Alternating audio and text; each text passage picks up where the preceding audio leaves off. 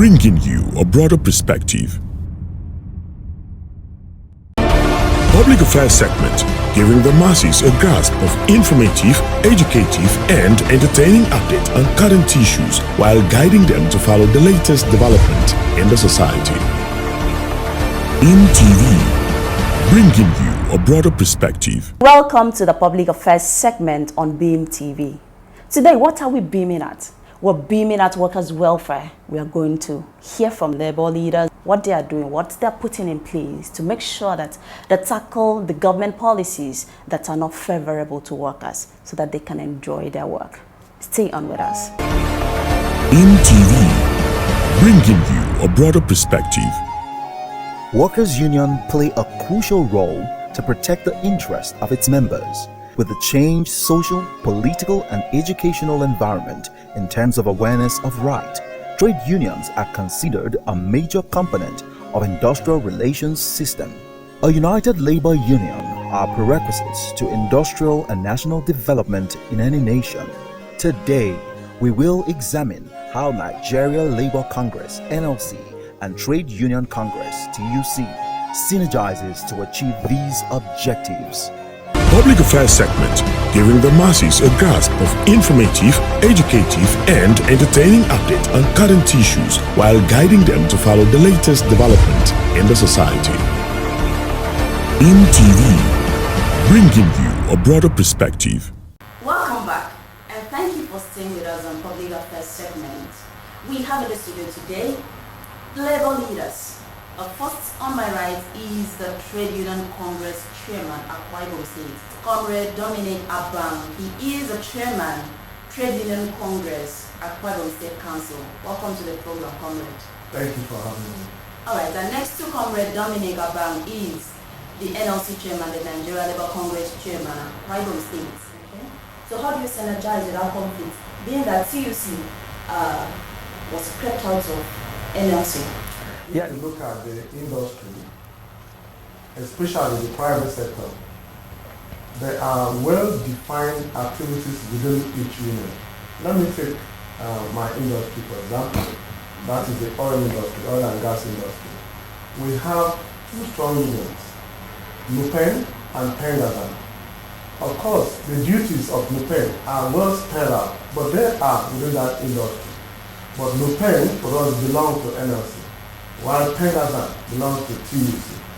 If you also consider another area like the breweries, you also have the union that belongs within that same sector, the union that belongs to NLC, and Proctor in that same industry belongs to TUC.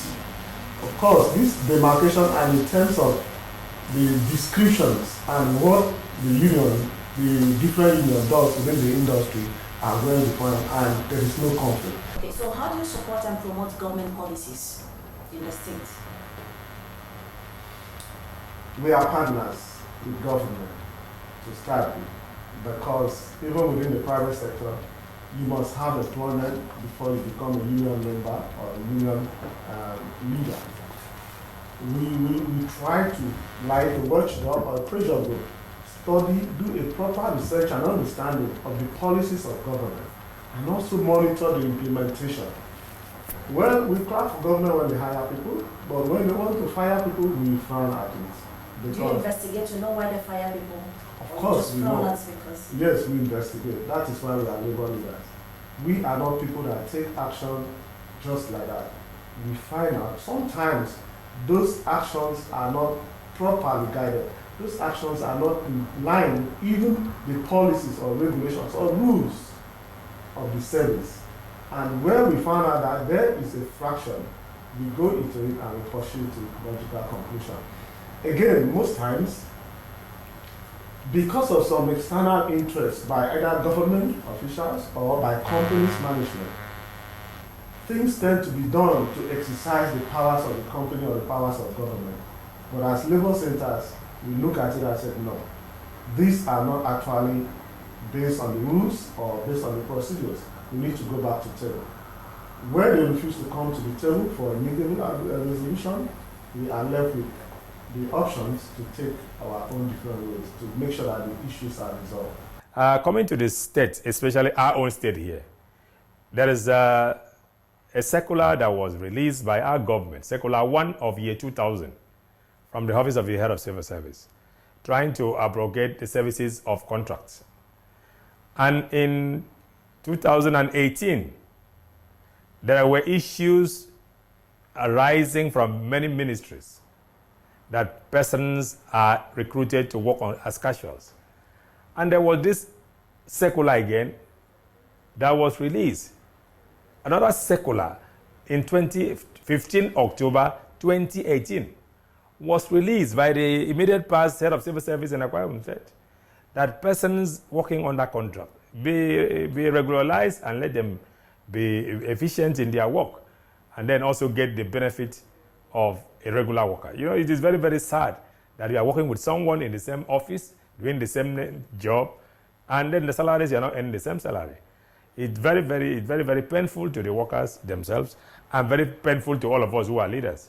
If you have aware of the activities of the movement, the labor movement of recent, you see that we are really appealing to our government to look into these areas of casual workers. Very pathetic that the thing is more in the media world. We've listed these things, presented it to government, that effort should not be spared at regularizing the appointment. And we will not stop until all these workers get what is their due share in compensation to what the work done. For casualization, it will also be better if we also look at how we started,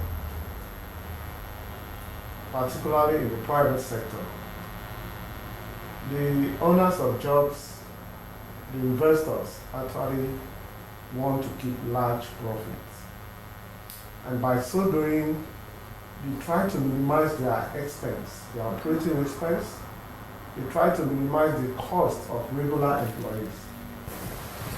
When we as a union, particularly my own union, saw this coming, we started fighting, because in our industry we know the implication, and we also try to do a futuristic consideration where this will end.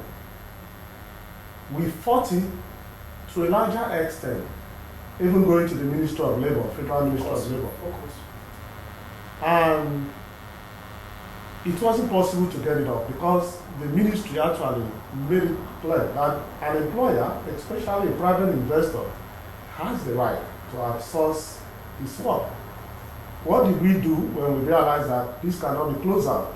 It became a global issue, and because of globalization, we tend to have accepted it at that initial time. But what we do as a kind of way to reduce the impact of casualization?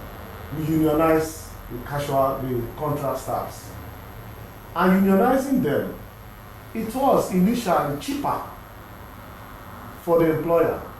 But because we made their negotiation yearly, such that there was an incremental payment, casualization is bad. Till tomorrow we are still fighting. Because an employee cannot keep doing the same work with somebody we call a regular person.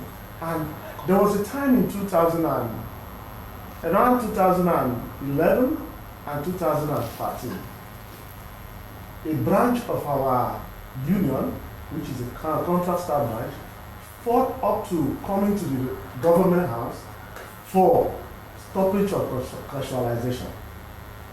Their mantra then was, which we adopted, was equal work for equal pay. But the problem was the strategy of going about it was faulted by the Labour Ministry. That killed that struggle. Till today, casualization is not accepted by us. It's not accepted by you. You've narrated all the effort you've done. Have you done any assessments to know if your effort is yielding fruit? Because we still have people working in organizations for 10 years, 15 years as casual workers, and they do not have any benefits that other staff have. One of the stumbling block, and I say the impediment we have in terms of ending it, is when, the present age is a global world. It's a global world. So once it is a global practice, and you have the same employer that may have 1 or 2 or 3 or 4 affiliates elsewhere in other countries, whereby the cost of operation to him is cheaper, for example, in Ghana or Angola or Zimbabwe and in Nigeria. And then because of the strength of the union or the labor centers in Nigeria, he cannot favorably operate within a cheaper limit. Then he has his own outsourcing in Ghana. What he would do is, he would tend to compare the operational cost and tell you, look, casualization is a global issue. MTV, bringing you a broader perspective. You're welcome back. This is still Public Affairs segment on Beam TV, where we look at, feel the pulse of the public and know what challenges they are facing and see how we can cope those challenges. Today's focus is on workers' welfare, the role of labor union.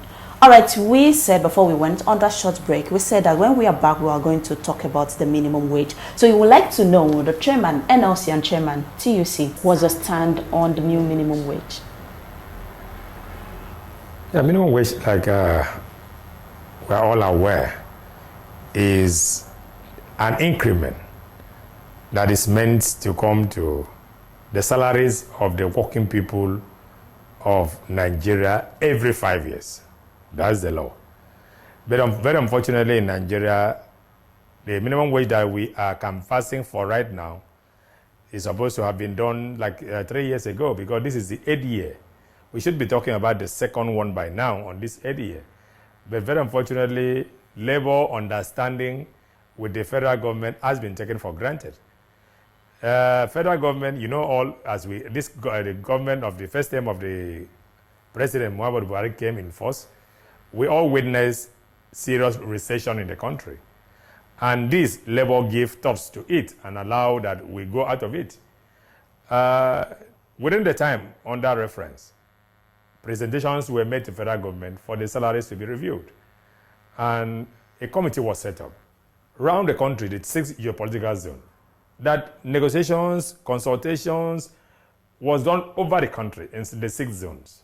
Like for our zone, it was in Port Harcourt, in River State. We all went there, and the thinking of labor, the concern of labor was that something that would look like appropriate will be 65,000 minimum wage.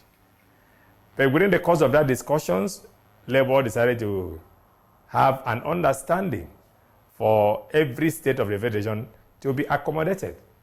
The committee was well constituted with governors in attendance, and at the point of agreement, everybody agreed. We are aware, though it was not 30 at the conclusion, but the committee accepted 30, presented it to the federal government. They rejected it, sent it to the National Assembly with all the minutes of those negotiations and the acceptance of government for 30,000 minimum wage.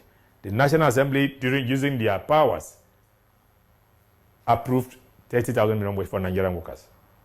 On the 18th of April 2019, the president of this country assented to the 30,000 minimum wage and made it public that the thing takes immediate effect. As we are seated right now, where we are is a point of looking at consequential adjustment, and we will not accept it. At the point we are now is just to tell Nigerian workers to prepare. We're just waiting for directive. Any point from now, it's likely that all Nigerian workers, all the workers in this country will be in the streets. And this is going to be the mother of all strikes, because there's no way that labor will have given in to government, accepted to come down from 65 to 30, and government is not sincere about their own side of the bargain. Even the 30,000 that the labor had to come down to, do you do an assessment to all the states to know if all the states can afford paying their workers 30,000 now? Very well, very well. That assessment, that committee did a perfect job. Before we even had to descend from 65,000 to 30,000, that analysis was done everywhere. Any governor that says he cannot pay is not being sincere. But we still have government. Cut down your running expenses. Take, for instance, you call yourself a governor. You want to move from one point to the other. You are going with Land Cruiser about 20 pieces. the consumption, the manpower, everything about it. Cut down your expenses. Some of us travel out of this country. You will notice that a governor of a state passes by, even in the states. You won't be seeing what we're seeing in Nigeria. Having the kind of convoy that we're seeing in Nigeria, if you travel outside the country overseas, you see just like 3-4 vehicles, and that was the governor. So why don't we cut down? And this is even a borrowed practice. We are borrowing this kind of democracy, this kind of presidential system. We borrow it from the US. Why are the governors in the US not going with this kind of convoy over there? Why are we doing this kind of expenditures? If we look at our internal expenditures and reduce fraud within the system, everybody can pay this money. Nobody can say he cannot pay it. Talk less of Akwa Ibom State. Of course, we know the income of the state. Thank God our governor is even waiting for the national to finish. He has said he's going to pay. He has said repeatedly, including the last Workers' Day in May 1, 2019. He has repeated that he's waiting for them. So we are hoping, believing God, that as soon as this matter is settled, Akwa Ibom State will be one of the first states that will enjoy it. All right. How do you react to government policies that are not favorable to workers, especially this new minimum wage that you're envisaging, and then government is increasing the VAT? Government to contemplate of increasing the VAT, because I'm using the word contemplating. In as much as minimum wage negotiations is not concluded, every other thing you are doing is contemplation. Because if you give us minimum wage on one side, 30,000, paltry 30,000, and then you use another hand to increase the VAT, you are only directly just giving and collecting. So the thinking of labor movement in the country is that even if, no matter how laudable the increment of VAT may be, the timing is completely very wrong. Completely very wrong. The VAT that has been increased right now is not helping the Nigerian workers, because you will recoup all the money that you have given to them. Don't forget, like my colleague said earlier, the 30,000 naira already has eroded its value. No value has been attached to it. While the negotiations were on, the sellers in the market has already increased their goods. Everything, the landlord have already increased everything has taken effect of it. So now that you want to pay, even while that they are still draft fitting, then you now give VAT. Our only simple appeal will be for federal government to suspend the contemplated increase, because it's not going to do us any good if they insist on doing that. There's no benefits to that. Okay. All right, Comrade Dominic, during your swearing in, your inauguration as the chairman at TUC, Akwa Ibom State Council, you made mention of the things that you want to do in trade union, like formation of Bible Cooperative Society, organized trade union education for members. Now we want to stay on organizing trade union education for members. What will you be focusing on? Thank you once again. If you took a much deeper look of how trade union is actually carried out by most of our affiliates and members, you also see that there is a greater need for some level of training, especially in matters concerning trade, the constitution of the country, trade union ethics,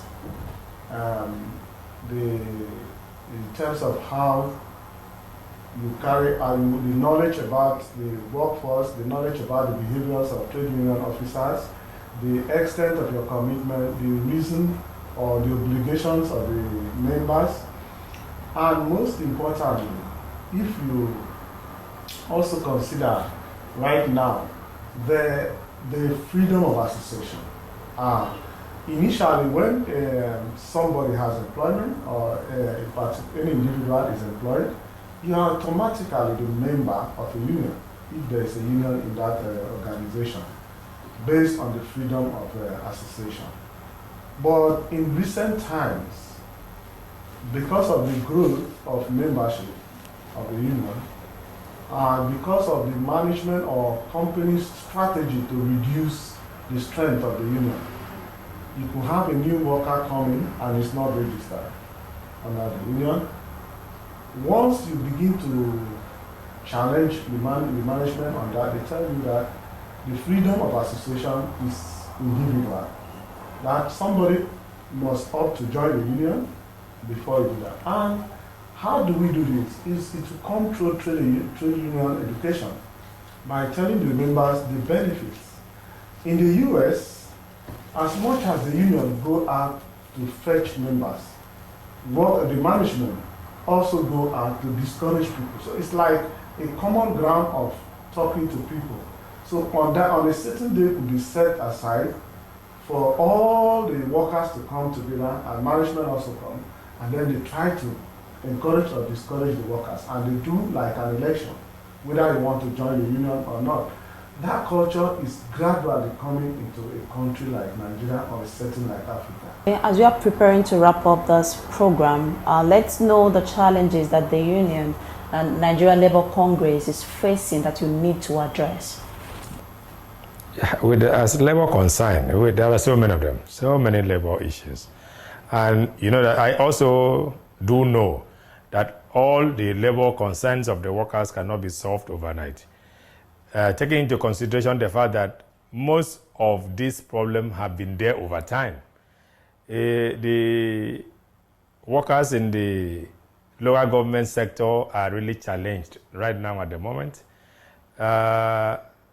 Working, not knowing what is happening to their leave grant, for the serving workers, then the gratuity and pension for those that are retired, both in the local government service itself and in the primary school that is also being controlled. Their payment comes from the local government side of it. Is also a big problem. We thank His Excellency who tried to offset some of those things, tried to overlap and solve those problems. But a lot more work still needs to be done. So it's a challenging issue to us. Very, very importantly, is the sack of 723 employees from the local government service in the month of July. We just wake up and discover that our colleagues' names are not in the payment. They have not been paid their salaries from that time till now. It's a major challenge to the labor movement in Akwa Ibom State, and we frown at the unilateral action of the government and its agent for doing such a thing without recourse to the union, without even informing us that this is the offense of these persons. Labor frowns at it seriously, and we are not resting on the matter until justice is done in this matter. Very, very importantly, also the fact that while these issues are going on, the Nigeria Labour Congress have written a letter to the Honorable Commissioner for Local Government and Chieftaincy Affairs to address the matter.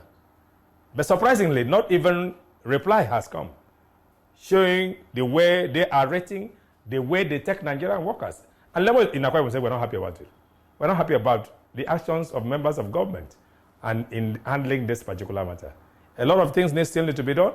We are expecting to write more letters and to have more robust engagement. I do also know that with the listening governor that we have, he will go extra mile by bringing labor to a round table and we sort out this matter. But I am afraid, I must sound it as a warning, if nothing is done urgently to give back food to these 723 families in Akwa Ibom, labor will resort to taking this matter industrial way. And it will not take too long from now for that to take place. Unemployment rate is high, so we want to see, good enough, His Excellency, the governor, and of course we know his staff, Mr. Industrialization. He's bringing in more industries. How do we key into this to know that to increase the number of workers, increase families that benefit from this? You talked earlier about cooperative, which is in my mind. I've already drawn a model on what to do.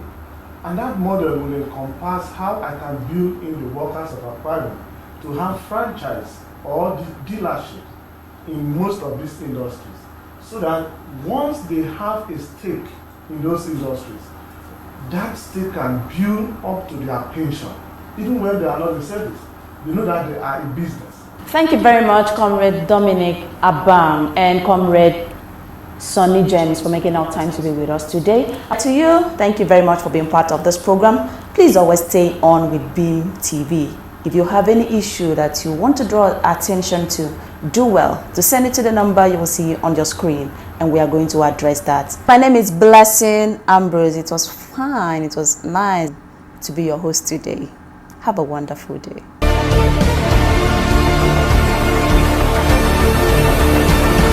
Win TV, bringing you a broader perspective.